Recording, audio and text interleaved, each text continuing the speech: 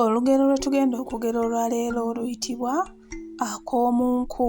Awo olwatuuka ng'awo omusajja omuyima ng'awasa mukazi we era nga bazaala omwana ow'obuwala.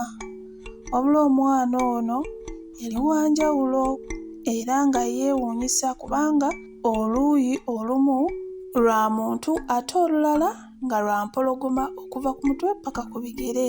Omwana ono bwe yatuuka mu biseera eby'okwavula yakyuka yenna n'afuuka empologoma n'alya enkoko, ate bwe yamala okuzirya n'addayo n'afuuka ng'omwana omutaayavula.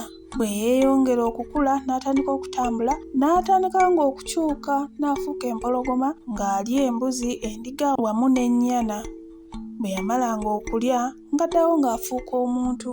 Omwana bwe yeeyongera okukula ekitundu eky'empologoma ku ye ne kidda munda yenna n'abuna omubiri ogw'obuntu era n'afuuka omwana omuwala omulungi kaalaala eyeegombesa buli omu. Bwe yakula ne wabaawo omusajja omuyima eyamwegomba era teyalwa n'amwogereza. Ono abazadde baamusalira ebintu bingi ddala era omusajja ono yabiwaayo byonna. Ekiseera bwe kyatuuka eky'okumukima mu bakadde be ne taata w'omulenzi yajjirako. Bwe baatuuka ku buko enkuba n'etonnya. Enkuba bwe yatonnya ab'ewaka kwe kugamba bako bagende mu nnyumba endala eyaliwo mwe baba bagira nga beggama enkuba kubanga ennyumba eno eya bulijjo mwe baali basiigira omugole omuzigo balyoke bamutwale era yali wa kutwalibwa ng'enkuba ekedde.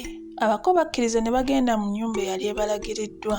Kyokka taata w'omugole omusajja teyali mumativu kwe kusigala emabega era yakomawo alumika abako emboozi gye baali banyumya. Mu bye baali bavuma omuwala, jjajjaawe yamukuutira nti mwana wange kaakano ffe tumaze okulya ebintu by'abako era tulidde bingi ddala naye ak'omunku olikaleka? Ko muwala nti ndikaleka. Byonna taata w'omulenzi yabiwulira wabula teyamanya kye baali bategeeza era enkuba olwakya baafulumya omugole ne bamubawa ne bamutwala ewaabwe. Taata w'omulenzi yagenda n'ekyama ku mutima era nga yeebuuza ak'omunku kategeeza ki. Nga wayise akaseera omugole ng'ali mu ddya lye atokosa ttooke era ng'azaddemu n'abaana 4 nga tewali yadde obuzibu obutuuseewo. Ssezaala we yamusisinkana mu nnimiro ng'alima n'amugamba nti muwala, nina kye njagala okukubuuza naye tonkisa. Bwe twali tukukima ewammwe nawulira jjajjaawo ng'akukutira nti mwana wange ak'omunku olikaleka. Ku bbanga kati lyenkulabidde emyaka giweredde ddala mingi tewali kabi konna ke nkulabako. Toli munafu, tosera oba okubeera omulogo naye ak'omunku ke baakugamba baakukuutira kakyako. Omuwala yeegaana era n'agaana okumubuulira wabula Ssezaala yalemerako nnyo era yabeeranga buli kaseera waafuna akadde omuwala ekyo ekibuuzo kyamubuuza. Mukamwana yalaba kimuyitiriddeko n'agamba Ssezaala we nti nja kukubuulira ng'akaseera katuuse. Akaseera ak'okubuulira Ssezaala we bwe kaatuuka omuwala yakulembera Ssezaala we paka ku kiraalo kyabwe eky'ewaka n'amugamba nti neetaaga ekiraalo kino nga kikalu nga temuli nsolo n'emu sobole okukunnyonnyola ak'omunku kikategeeza. Ssezaala yagamba abantu b'ewaka bonna nti nalaguddwa empewo ku kino kye ngenda okubagamba. Muggyeemu ente, embuzi, endiga wamu n'enkoko mu kiraalo muno era nammwe mwetegule mugende eyo wala ku ttale. Bwe baamala okugenda Ssezaala kwe kugamba muwala we nti kale kati mbuulira. Omuwala yayingira mu kiraalo n'ayimirira wakati waakyo mu kaseera ako yenna n'akungumuka n'afuuka empologoma eyakula n'ewola nga bw'awuluguma. Yeeva omulanga ogwabuutikira ekyalo kyonna. N'abaali ku ttale bonna ne beekanga era buli omu n'abuuza munne nti ki ekituuse ku kyalo kyaffe. Omukadde kye yalaba kyamuyitirirako era n'agwawo ekigo lw'entiisa. Bwe yasituka yadda mu nju nga yeggalira.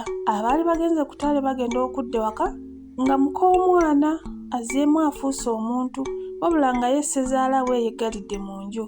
Bwe baabuuza omukazi Ssezaala kyabadde yabagamba kimu nti alabika agudde eddalu n'enzigi zonna n'azisiba.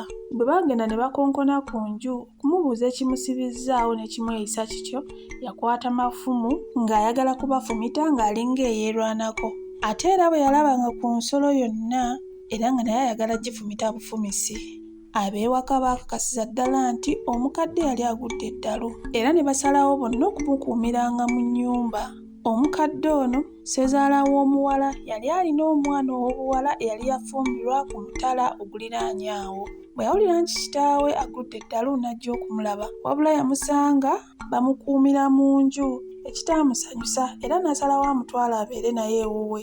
Bwe yamutuusa ewuwe n'asalawo agende ku muganga alabe oba basobola okumujjanjaba. Omuganga yamulagula nti bw'oba oyagala kitaawe atereere mukuume nnyo nga tomukkiriza kukanga yadde ekinyonyi, era olunaku bw'ali kikanga ekisolo kirimulya. Omwana yakkiriza era neeyama okukuuma kitaawe mu mbeera yonna emwewazisa okukanga ebinyonyi. Ali lumu omuwala n'agenda okutyaba enku.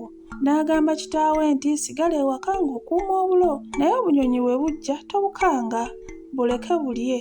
Ko omukadde nti kaale. Omuwala olwali okusitula ekigere ati nga n'obunyonyi bujja. Bwe bwatuuka nga butandika kulya bulo.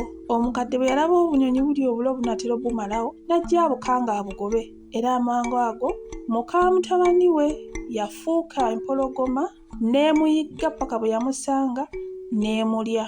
Omuwala agenda okutuuka nga kitaawe baamulidde dda n'omuwala naye ne bamulya.